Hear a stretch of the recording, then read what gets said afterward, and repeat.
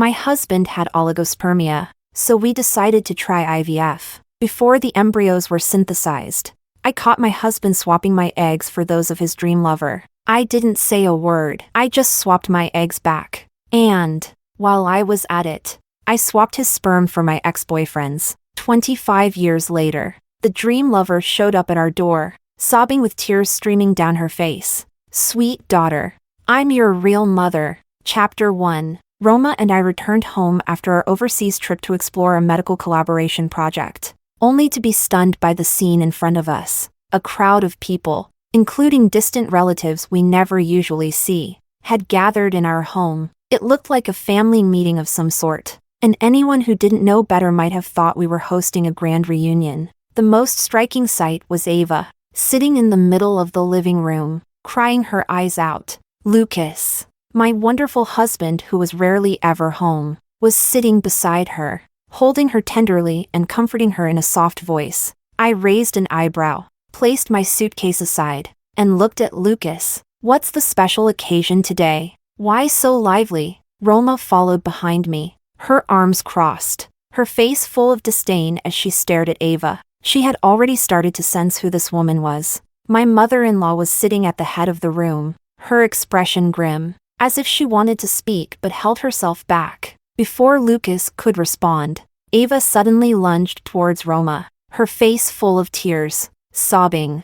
My sweet daughter, I'm your real mother. Roma deftly stepped aside, her face filled with disgust. As if Ava were something filthy, she took a step back and spoke coldly. My mother's name is Helen. This girl is truly my little sweetheart. I took Roma's hand and gave her a reassuring look. Then, I raised my hand and slapped Ava across the face. The crisp sound of the slap echoed throughout the living room. Don't go around claiming relations, I said coldly, my eyes sharp as knives. Lucas shot to his feet, rushing to Ava's side to help her up. He pointed at me and shouted angrily.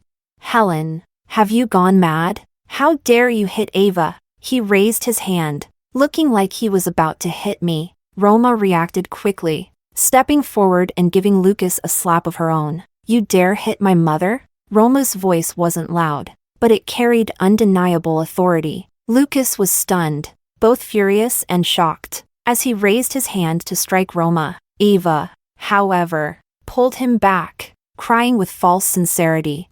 Lucas, don't hit her. She's our daughter. Her act of maternal concern made me feel like vomiting. Lucas lowered his hand, glaring at Roma with rage. If it weren't for your birth mother, I would have taught you a lesson today. Roma sneered. Oh, I'd like to see just what you think you can do. The fierce look in her eyes reminded me so much of my younger self. I felt a surge of satisfaction. This girl truly is the product of my careful upbringing.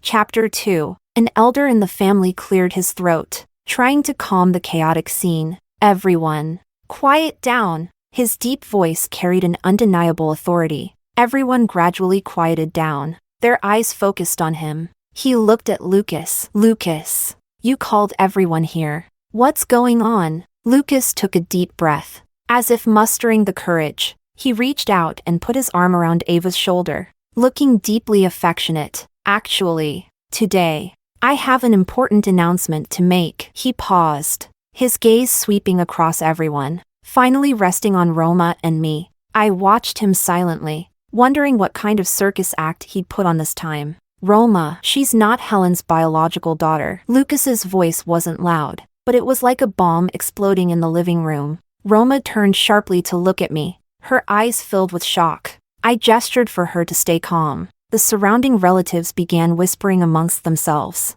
like sharks that had smelled blood, growing excited and restless. Back then, when we did IVF, Lucas paused, as if the words were hard to say. The doctor said Helen's eggs weren't viable. To spare her feelings about becoming a mother, I used Ava's instead. This idiot not only stole and cheated, but now he's trying to throw dirt on me.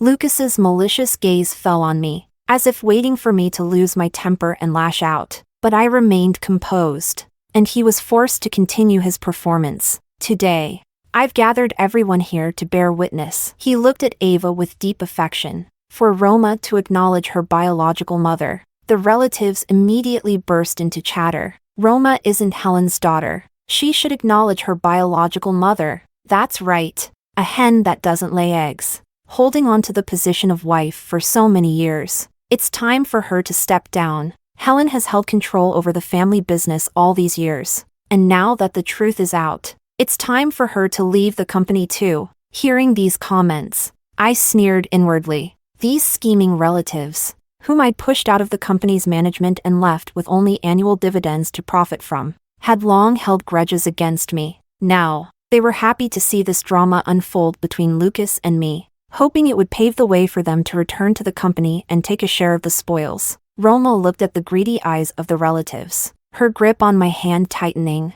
I said, Roma is my daughter. She will only ever be my child. My voice wasn't loud, but it was firm and resolute. Ava put on a helpless expression, her voice choking with emotion.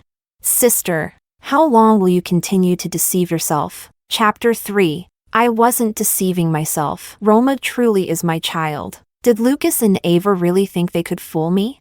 Back then, when Lucas was diagnosed with oligospermia, we decided to try IVF. Before the embryos were synthesized, I accidentally caught Lucas and a nurse sneaking around my egg storage locker. I overheard Lucas happily calling Ava, telling her that he had successfully swapped the eggs for hers. I didn't make a scene at the time. I quietly turned around and gave the doctor $1,000,000 to swap the eggs back using the extra ones I had stored. I also kindly asked the doctor to swap Lucas's sperm with that of my ex-boyfriend. On the day the embryos were synthesized, Lucas and I witnessed the miracle together. He was unnaturally happy, probably thinking that it was his and Ava's child. Watching his foolish face, I nearly died of laughter on the inside. All these years, watching him act like a fool, doting on Roma, has been beyond satisfying. He tried to deceive me, but instead, he ended up unknowingly raising someone else's child for over 20 years. Lucas interrupted my thoughts, mocking me. You're just stubbornly denying it. Roma may have been born from you, but the egg wasn't yours. Her biological mother is Ava. My tone was calm, with a hint of provocation. Are you daydreaming? If you don't believe me, let's do a paternity test, Lucas said, resolutely. And I want a divorce. You've treated me like a simp, forcing me into marriage after 25 years with you. I've been more than generous. He had a look of joy when he mentioned divorce. It seemed he had wanted this for a long time. Oh, did he really dare say he had been generous with me? Married to him for 25 years. I might as well have been a widow for 25 years. While I was raising our child alone, he was indulging in romance with Ava, while I fought in the business world to hold up the family name. He was living a lavish life in entertainment venues. But there was one thing he got wrong. I wasn't his simp because I loved him. Marrying him was just a means to gain the title of the young madam and take control of the family business. And now, the company is entirely under my control. So, Lucas is no longer of any use to me. We can divorce. I shrugged indifferently. But there's no need for a paternity test. I'm certain Roma is my child. Roma looked at me, her gaze resolute. Mom, I believe you. Lucas and Ava immediately became anxious. Roma, don't you believe your father? Roma ignored him and stayed close to me. Just then, a young man who looked like a college student burst into the room. He walked straight up to Roma, his face full of excitement, and shouted, Sister! Everyone in the room was stunned. It was one thing for another mother to appear out of nowhere. But now, a brother too? Chapter 4. I looked at the boy who bore a resemblance to Ava, and a suspicion began to form in my mind. This must be Lucas and Ava's illegitimate child. They hid it well, 20 years without me finding out. It seemed this drama was even more exciting than I had imagined. My mother-in-law sat at the head, looking at the boy, her demeanor commanding without a word. Lucas, what is going on here? The atmosphere in the living room froze once again. The boy looked on the verge of tears, his eyes red. Sister, my name is Paul. I've always known about you. He spoke hesitantly, his voice trembling slightly. He glanced at me secretly, then quickly lowered his head, as if he was afraid I would scold him. My mom, she often told me about you, said that you were very talented, very beautiful. Ava began to sob at just the right moment. covering her mouth with a handkerchief, her shoulders trembling. Roma, my dear daughter, I've missed you so much all these years. She looked up, her eyes brimming with tears, as if she had suffered greatly. Your brother, he has also missed you all this time. We've often watched you in secret. Paul nodded eagerly, quickly adding, It's true, sister. I even enrolled in your school, just to be closer to you. He took a stack of photos out of his pocket and carefully handed them to Roma. These are your photos. I took them secretly. Roma took the stack of photos and quickly flipped through them. There were pictures of her in a graduation gown, smiling brightly, after dance practice, looking tired, during a debate with her classmates, looking animated and full of energy. Roma felt her skin crawl. For all these years, a creep had been lurking near her, spying on her, taking secret pictures of her. Lucas wasn't idle either. He went to my mother-in-law, pointing at Paul, his tone heavy. Mom, this is your grandson, with all the family members here today to bear witness. You should acknowledge him. Lucas was cunning. He knew that after my father-in-law passed away, it was my mother-in-law who had the final say in the family. He invited all the relatives here to pressure her into acknowledging the boy. He was certain that if my mother-in-law agreed to recognize Paul as part of the family, I would have no argument against it. After all, over the past 25 years, he had noticed my deference and devotion to her. Paul was clever and quickly turned to my mother-in-law, bowing respectfully as he called out, Grandma. My mother-in-law looked at Paul, then at me, her eyes conflicted, but she didn't respond to Paul's greeting right away. I knew she felt for me, not wanting to make things difficult for her. I broke the awkward silence. Lucas, having this illegitimate child join the family and inherit the family business is your true goal, isn't it? Why involve Roma in all of this? Chapter 5. I turned my head to look at Roma, and we exchanged a knowing glance. Even if Roma isn't my biological daughter, she is still the only child under my name. Helen, all of my assets, properties, stocks, funds, including 20% of the family's business shares, will all go to her. Roma, with that in mind, would you rather stay with me, or with your father and this uncertain mother? My little girl caught on quickly, her eyes darting about as she instantly understood my meaning. She immediately threw herself into my arms, her small face rubbing against my arm, and cheerfully said, Dad now has a brother, and the inheritance won't go to me. Of course, I'll stay with Mom. Good girl. She directly spoke the objective out loud, just as I had taught her. When Ava heard I was willing to leave all my assets to Roma, her eyes lit up, brighter than a 1,000-watt light bulb. She knew I had many assets. My wealth in gold, jewelry, and real estate alone wasn't a small sum, not to mention that 20% of the shares, it was like a mountain of gold.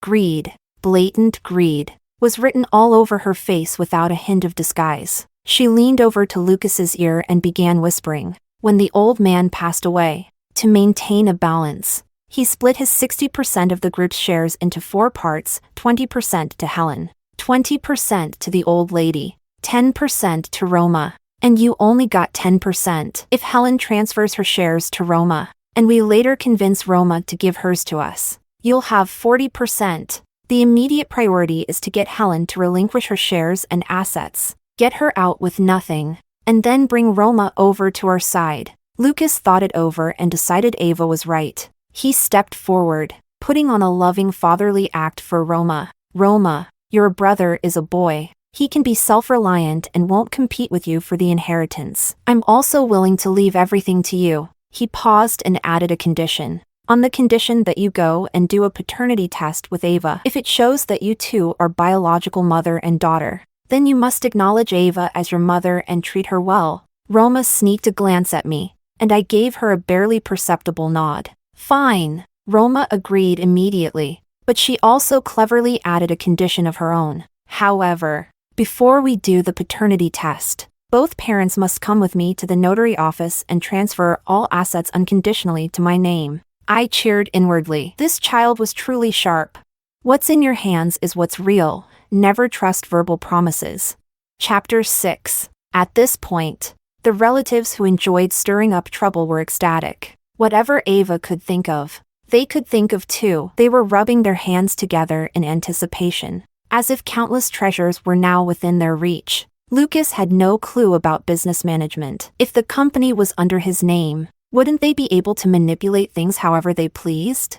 Great, great. This is how it should be. One relative cheered. I'll contact someone from the notary office right away. Another relative pulled out his phone and started dialing. The group was busy, acting as if they were organizing a celebration. Meanwhile, my mother-in-law, watching the chaos, tried to dissuade me out of concern. My dear child, are you sure you want to go ahead with this transfer? You might want to reconsider. I smiled and shook my head, reassuring her. Don't worry, Mom. I know what I'm doing. My mother-in-law always knew how capable I was. Seeing my calm demeanor, she decided not to press further. With their help, all the assets under my and Lucas's names, except for $50,000 each for living expenses, were transferred to Roma's name. In the notary office, Lucas and Ava gazed lovingly at Roma. They seemed to see a future where they would be leading the family business and wielding power. Smiling brightly, I looked at them,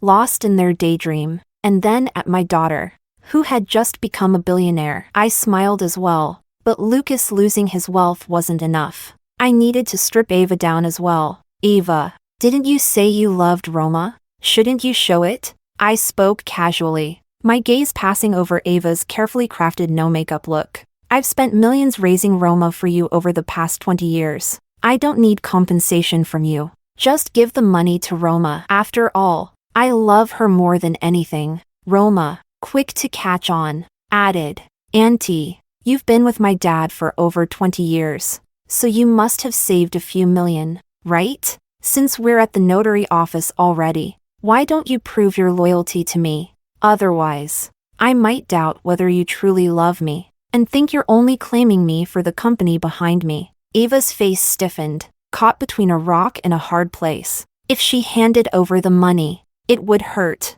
If she didn't, Roma would question her motives for reconnecting. You can't catch a wolf without sacrificing a lamb. Gritting her teeth, Ava pulled a card from her bag and handed it to Roma. Roma, dear, of course. Mommy loves you. Here's $5 million, it's what I've saved for over 10 years. Roma took the card without hesitation and called the notary personnel over to formalize the transfer immediately. Ava stood beside her, smiling, though her smile was twisted, as if she were being carved up alive. Chapter 7. The testing facility was chosen by Lucas. He was afraid I would manipulate something, so he picked the most authoritative national-level forensic institute. I snorted, thinking he was so clever. After the staff at the testing center collected blood samples from Ava, Roma, and me, I asked them to also collect Lucas's blood for the test. Lucas looked at me in disbelief. Helen, are you crazy? There's no doubt that Roma is my child.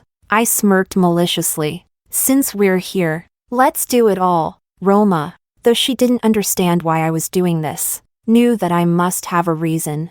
So she threw a tantrum, demanding that Lucas also do a paternity test. Now Lucas treated Roma like a precious treasure, so he agreed to her request. As we left the testing facility, Ava's son Paul showed up late with a bouquet of flowers. Sister, he called affectionately to Roma, offering her the flowers and attempting to hug her. Roma's expression showed utter disgust, as if she had swallowed a fly, and she pushed him away. Don't touch me. This kid was half a head taller than Roma and looked presentable. Roma, he's your brother, Ava quickly urged. A family should love and support each other. Roma rolled her eyes. The test results aren't out yet, so don't start acknowledging family ties. I'll leave you to your family bonding, I said coldly. Lucas, let's go to the civil affairs office now to get the divorce certificate, since neither of us had any assets to our names nor had to negotiate child custody.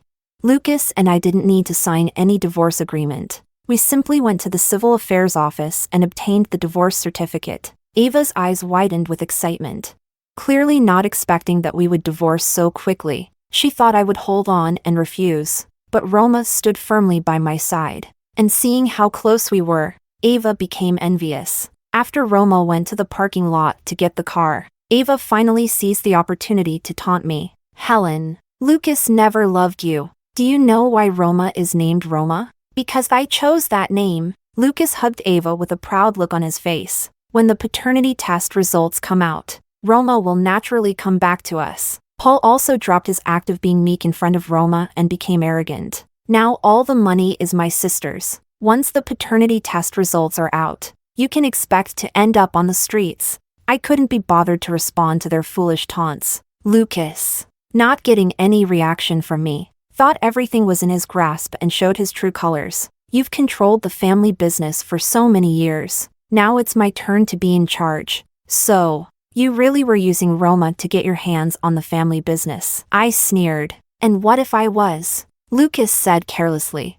Now that all the assets are transferred to Roma, we just have to wait for the paternity test results. Then, I'll be the master of the company. Well, I'll wait and see if you're that lucky. My gaze turned icy. Chapter 8. They thought they had it all figured out, believing victory was within their grasp. But what they didn't know was that they never stood a chance from the very beginning. While I was in the middle of handing over my responsibilities at the company, Paul showed up and kicked out the general manager, grandly settling himself into the leather chair, crossing his legs, and proclaiming that the chairwoman was his sister, and he was the rightful general manager. Everyone heard this and didn't dare stop him, but I wasn't afraid to put him in his place. Throw him out for me. A few security guards immediately stepped forward to grab Paul. You dare touch me? Paul shot up, pointing his finger at the security guards' faces, shouting, My sister is the chairwoman. I'm her biological brother. You lackeys. Try touching me. He continued to hurl insults at me. You bitch. You've already been kicked out of the family. You have no right to command the company employees. He was yelling, shoving the guards, trying to come at me. What utter lawlessness. Just then, Roma arrived. What's going on here? She asked coldly. Sister, you're just in time. Paul immediately switched to a pitiful expression. This old woman wants to have the guards throw me out. This is a company, not a place for you to cause trouble, Roma said coldly, staring at him. Also, I'm not your sister. Roma, how can you talk to your brother like that? Ava arrived as well. You two are real siblings. In the future, your brother will help you manage company affairs. Without family support, as a woman, you'll be taken advantage of. Roma sneered. Throw them both out. Seeing that being soft wouldn't work, Ava began to act out, refusing to let the guards touch her. I'm the wife of Lucas, the heir to this company, and Roma's real mother. This company is mine too. I sneered. Throw them out. Don't dirty the company. The security guards, finally understanding who was in charge, lifted the two oblivious individuals and dragged them out. Ava continued to yell, Helen, just you wait. When the test results come out tomorrow, I'll make you beg on your knees for me to give you a meal. I looked at her disheveled state and said calmly, Don't worry. I've been waiting for the results all along. Chapter 9. Finally, the day Ava had been eagerly waiting for arrived. I made sure to get up early, dress up nicely, and put on some light makeup. After all, I needed to look my best to watch Ava's face when she got slapped with reality. Aside from my mother-in-law, Lucas once again invited all the relatives to the Forensic Institute for the big reveal, probably hoping that more people could laugh at my expense. Ha, naive. He wanted everyone to laugh at me. But in the end, he was the biggest joke. Before seeing the results, I smiled mockingly and asked Lucas, This is the Forensic Institute you personally chose. You won't object to the results, right? Lucas straightened up and said confidently, Of course not. I always keep my word. I almost burst out laughing. He truly wouldn't believe it until he saw it with his own eyes. The examiner hadn't returned yet, and Ava began her performance. She clung to Lucas's arm affectionately, resting her head on his shoulder, speaking in a soft, sweet voice. Lucas, once the results are out, our family of 3 will finally be reunited.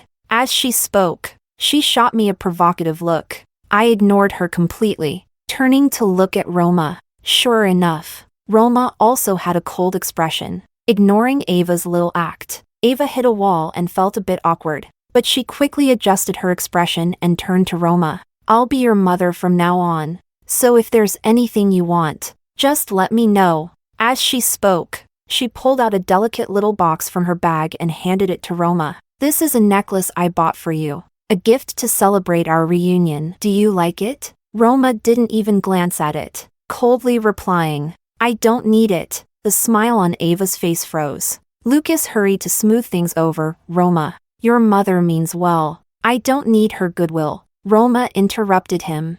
"I only have one mother, and that's Helen." A surge of warmth filled my heart. My daughter would always stand by my side. At that moment, the examiner returned with 3 copies of the results. Ava, Lucas, and Paul immediately perked up, their eyes fixed on the files in the examiner's hands. Their expressions were like hungry wolves staring at their prey. They looked at me triumphantly, as if I was about to be completely humiliated, and they would finally enjoy wealth and glory. I could hardly hold back my laughter. The examiner opened the envelope, and Ava's breathing became ragged.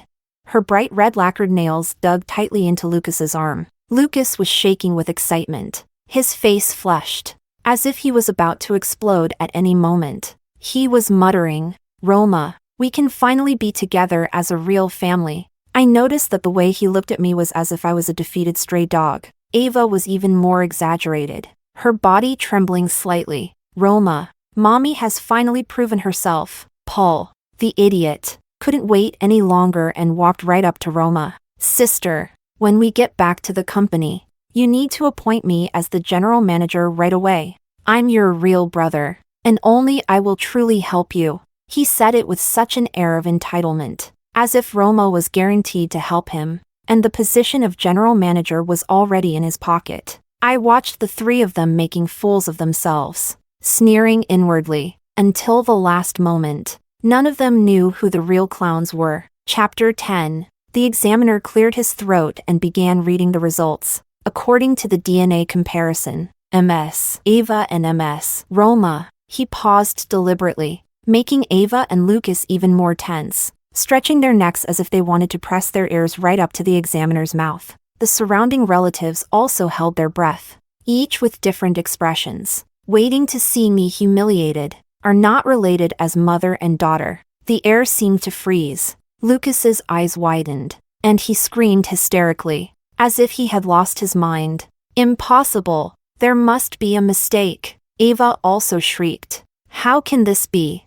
How could there be no relationship?" Her face instantly turned pale, and her carefully applied makeup couldn't hide her horror. "Are you farsighted or something? Let me see." Paul snatched the report, and after seeing the result, he collapsed onto the chair, mumbling, "How could this happen?" I asked the examiner to read my and Roma's paternity test report. According to the DNA comparison, Helen and Roma are biological mother and daughter. There was an uproar all around. Lucas looked like he had been struck by lightning. "Impossible," he muttered in shock, seeing the confused expressions on Roma, my mother-in-law, and the others. I kindly explained, "I saw you messing around back then, so I switched my egg back." As I watched his face turn increasingly ugly, I continued, "Oh, and by the way, I also swapped your sperm for that of my ex-boyfriend." The entire room fell into stunned silence, and my mother-in-law jerked her head up,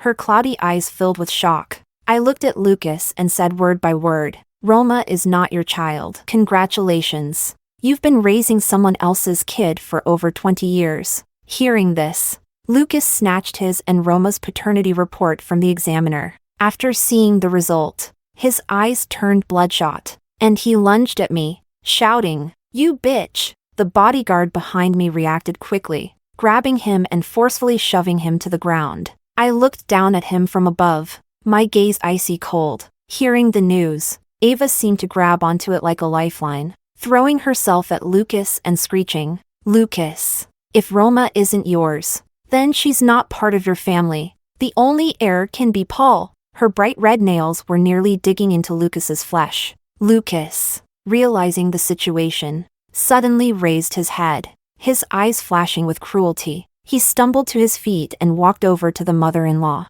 who was still too stunned to react. "Mom, everyone, you all heard and saw it. Roma is not my child." He pointed at me, spitting in anger, his voice hoarse as he shouted.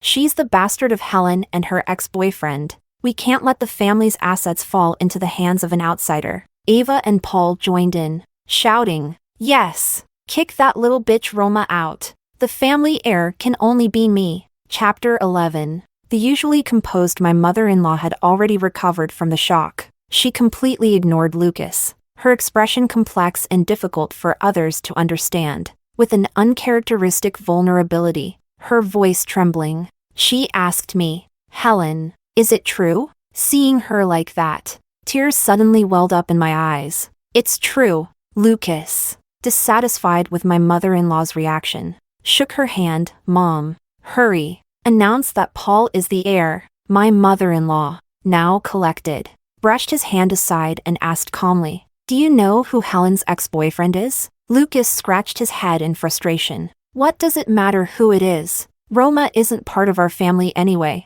Helen's ex-boyfriend was your older brother, Oliver. So Roma is still part of the family and is the only rightful heir." My mother-in-law's words landed like a bomb among the crowd. The family tradition back then, as everyone knows, only allows legitimate children of the first branch to inherit the family's business. Only if that branch ceases to exist do illegitimate children have a claim. My mother-in-law fixed a sharp gaze on Lucas, warning him, "After Oliver's accident, the old man had no choice but to bring you back. Lucas, do not forget your place." Lucas's face turned deathly pale as he was reminded of his true status by my mother-in-law. Lucas was named by his mother, a woman who was never truly acknowledged. When my father-in-law was young, he was tricked by a secretary, and Lucas was born from that. But the family valued pure bloodlines, and not just any child could enter the family. The only child he acknowledged was Oliver, born to him and my mother-in-law, who came from an educated family. Apart from paying child support, my father-in-law never looked at Lucas.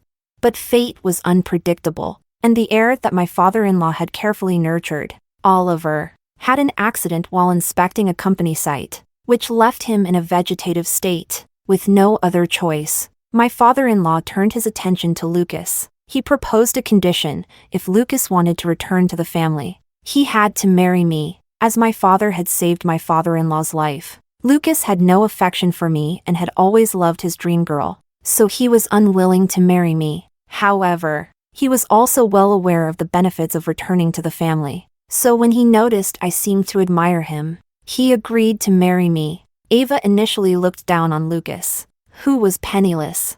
But when he suddenly became the son of a wealthy family, she agreed to be his mistress. Lucas, to be fair, remained devoted to Ava. The reason we did IVF, apart from his oligospermia, was because he wanted to remain faithful to Ava and wouldn't touch me at all. The two of them thought they would wait until my father-in-law passed away to take over the family estate. But they didn't expect that he would have one final trick up his sleeve. He split his shares into 4 parts, ensuring that we would counterbalance each other, and appointed me as the chairwoman of the group, barring Lucas from taking any position in the company. That's why Lucas could only rely on annual dividends from his shares, and he remained bitter all these years without being able to gain control. I don't believe Roma is my brother's child. Why should we just accept Helen's word for it? Lucas was still making his last desperate attempt. Chapter 12. I looked at him with a mocking smile and pulled another paternity report from my bag. "This is the paternity test report between Roma and Oliver." I opened the report and displayed it to everyone. "If you still don't believe it, that's fine. Oliver is lying in a nursing home, and Roma is right here. We can request a national-level testing agency to conduct a new on-site sampling and verification. Roma is of the family bloodline." I believe everyone will be convinced. Ava and her son were dumbfounded. They had never imagined that Roma was actually Oliver's child. My mother-in-law appeared as calm and composed as ever, but there was a fleeting glimmer of tears in her eyes. The relatives began murmuring amongst themselves. "So Roma is Oliver's child. That means Roma is the rightful heir of the family. Looks like Lucas, the illegitimate son, has no chance of taking over the family's wealth." Their eyes, now filled with disdain, turned towards Lucas. Lucas looked like all the energy had been drained from him. He collapsed to the ground, his eyes vacant. Not only did he fail to make Roma acknowledge Ava, but he had also given her all the assets. Ava and her son looked just as deflated, like wilting eggplants. The relatives had seen enough to understand that Lucas was no match for me. There was no benefit in following Lucas, and so they all got up and left in a hurry. Lucas stared at me, and after a moment of thought, as if swallowing his pride, he got up and walked over to me with a flattering expression. "Helen, I know you love me. You're just mad at me for fooling around outside, aren't you? I promise I'll break things off with Ava. Please, let me come back home." I looked at him, filled with pity, and slowly spoke. "Lucas, you're wrong. I never loved you." His face instantly turned pale. What did you say?" His lips trembled. "Then why? Why did you always gaze at me so intently? And why were you so insistent on marrying me?" I explained coldly. "I looked at you because you resembled Oliver. Seeing your face was a small comfort. I married you to protect Oliver's family legacy. You became the substitute young master after Oliver's accident. And I needed the title of daughter-in-law to gain entry into the family business and keep the collateral branches from seizing power. You must be wondering why Oliver was my ex-boyfriend. Why my father-in-law would rather entrust me with the company than you, his biological son, and why my mother-in-law has treated me like a daughter all these years. You weren't around as a child, so you wouldn't know, even though I grew up in the countryside. My father-in-law brought me here every summer and winter break as a token of gratitude for my father's life-saving help. Oliver and I grew up together and were already in love. My mother-in-law treated me like her own daughter, and my father-in-law raised me to be Oliver's supportive partner, giving me the same elite education as him." I laughed heartily, as if watching a fool. "It's ridiculous that you thought I was just a country girl who climbed her way into a rich family because of my father's favor. And even more foolish, you thought I loved you?" Chapter 13. Lucas stood there as if struck by lightning, frozen in place. He had always believed that I loved him deeply, but now, he realized that he was nothing more than a pitiful stand-in. Everything he had was built upon a lie, and now, that lie has been exposed. He had nothing left. Lucas was completely broken. We had all been playing a role, acting for 25 years. Now that the play was over, it was time for the curtain to fall. I instructed the housekeeper to pack Lucas's things and throw him out of the house. "Mom, I recently collaborated on a project with a foreign medical institution. It's about stimulating neural activity in coma patients to promote awakening." Then my mother-in-law suddenly looked up, a spark of hope igniting in her eyes. "Are you saying?" I nodded.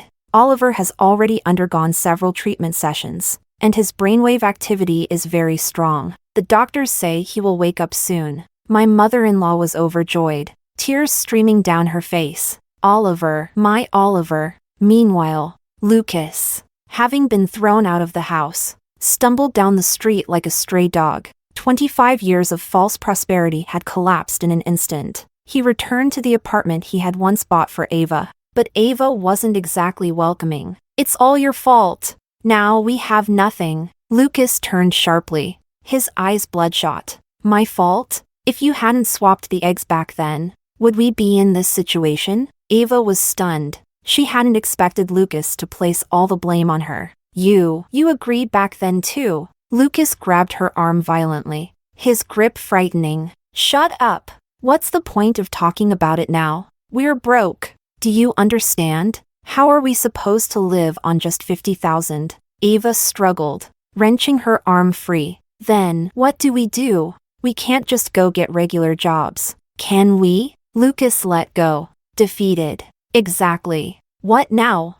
He was used to a life of luxury, used to being adored by everyone. Now, he had nothing. Suddenly, Ava remembered something. 500,000. Roma still has the 500,000 I gave her. Lucas's eyes lit up. "Let's go. Let's find Roma." The two of them stumbled their way to Roma's apartment. They rang the doorbell for what seemed like forever before Roma slowly opened the door. Seeing them, there was no surprise on her face. "What are you doing here?" Ava pushed Roma aside and barged into the room. "Give me my money back." Roma sneered. "Why should I?" Ava pointed at Roma, trembling with rage. "That money is mine." Roma walked over to the sofa, sat down, and crossed her legs. "Lady, that 500,000 was officially notarized as an unconditional gift to me. So, I don't need to give it back to you." Ava's vision went dark. You. She pointed at Roma, stammering but unable to form a complete sentence. Suddenly, a sharp pain gripped her chest. Her vision went black, and she collapsed. Lucas was terrified. Ava! He rushed over, holding Ava, screaming desperately. Roma watched the scene, and out of a sense of decency, called 911. Then, as if nothing had happened, she went back to reading her book. Chapter 14. Lucas and Ava blamed each other after failing to get the money. When the $50,000 ran out, Lucas had no money left. Ava wasn't about to spend the only tens of thousands she had left to support Lucas, so she pushed him to find a job or else she'd kick him out as well. Later, I kindly made a call to a headhunter and arranged a job for Lucas. Some time after that, I invited Roma to join me for dinner. On the way to the restaurant, I was humming a tune. Roma asked me why I was so happy. I said it was because there was a good show coming up. In the private room on the second floor of the open kitchen restaurant, Roma watched through the transparent glass. She saw Lucas, who had never lifted a finger for domestic work, now dressed in a chef's uniform, cooking at the restaurant downstairs. She raised an eyebrow at me. Is that it? Of course not. Just keep watching. I smiled and told her to be patient. A moment later, we saw Ava enter the restaurant with a handsome man with a nice physique. The two of them were laughing and joking, looking very close. Lucas obviously saw them too, and his expression froze instantly. Ava? What are you doing here? Ava completely ignored him, continuing to flirt with the man. Lucas's voice grew louder. Ava, I'm asking you a question. Ava finally looked up impatiently, glancing at him with disdain. What do you think I'm doing? Obviously, I'm here to eat. Are you blind? Lucas pointed at the man. You and him. Ava suddenly laughed, her laughter full and unrestrained. What's wrong with me and Kevin? Is it bothering you? Lucas's face turned beet red. He's my boyfriend. What? Is that a problem? Lucas stumbled back a few steps. Boyfriend? You actually what? Ava looked at him with a taunting smile. Let me tell you, Lucas, I've been with Kevin for over 20 years. All the money you gave me, I spent it on him. She paused, then added, and also, Paul is Kevin's son, not yours. The color drained from Lucas's face as if his soul had been sucked out. He stared at Ava, his eyes filled with disbelief and despair. Kevin, standing to the side, let out a mocking laugh. Buddy, there's a whole grassland growing on your head. Lucas felt like his world had completely collapsed. The woman he loved had betrayed him. His son wasn't even his. More than 20 years of effort had all been for nothing but a joke. Then he returned to his workstation, grabbed a knife, and rushed back, lunging at Ava like a madman, stabbing her while screaming hysterically. You bitch! You ruined me! You ruined everything! Ava let out a piercing scream, blood instantly staining her clothes red. Chapter 15. Roma watched in horror as the bloody incident unfolded before her eyes. While I calmly sipped my tea, the police arrived quickly and took Lucas away. Roma, in a daze, asked me, Mom, was this the show you wanted me to see? I put down the teacup and, with seriousness, taught her, Roma, today I'm teaching you not to show mercy to your enemies. Lucas and the others tried to take the inheritance. Kicking him out of the house would have been enough. Why be so cruel? Roma didn't understand. Because when your father was injured at the construction site, it wasn't an accident. Lucas was the one who manipulated him into going there. And the out-of-control truck was sabotaged by Ava, who cut the brakes. I tried to stay calm, but my voice still carried hatred. To this day, I can't forget how I felt when I saw Oliver covered in blood. For these 25 years, I wanted to kill Lucas and Ava every single day, but I held back because I wanted them to destroy each other. Lucas's job as a chef was arranged by me so that he would have easy access to a knife. Ava was lured there by me. Her lover was a club worker, and I had the madam give him 2 vouchers for this restaurant at a fixed time. The seats were right in front of Lucas, so he couldn't avoid seeing them. Ava was taken to the hospital but, in the end, didn't survive. Later, I heard Roma say that Paul, without Ava's money, couldn't sustain himself. He ended up doing the same thing as his real father, working at the club. One time, when Roma and her friends went out to have fun, one of her friends even booked him. How ironic. Days passed, and life seemed to return to normal, but a phone call from the hospital broke that apparent tranquility. The doctor said that Oliver had woken up. I could hardly believe my ears. After 25 years, he had finally woken up. I took Roma and Grandma to the hospital immediately. In the room, Oliver lay quietly on the bed, his face pale but his eyes clear and lucid. When he saw me, he smiled faintly. "Helen, how have you grown old?" My nose stung, and tears began to flow. "You slept for a long time," I choked. "We've all been waiting for you for so long." I pointed to the door where Grandma and Roma were waiting their turn to come in. Oliver's gaze fell on Roma, and he asked who she was. I confessed that she was our daughter, born through IVF. He was stunned for a moment, but accepted it calmly, looking at Roma with a touch of affection in his eyes. He asked what our daughter's name was. I answered, "Her name is Roma." Oliver smiled and said softly, "Roma, what a beautiful name."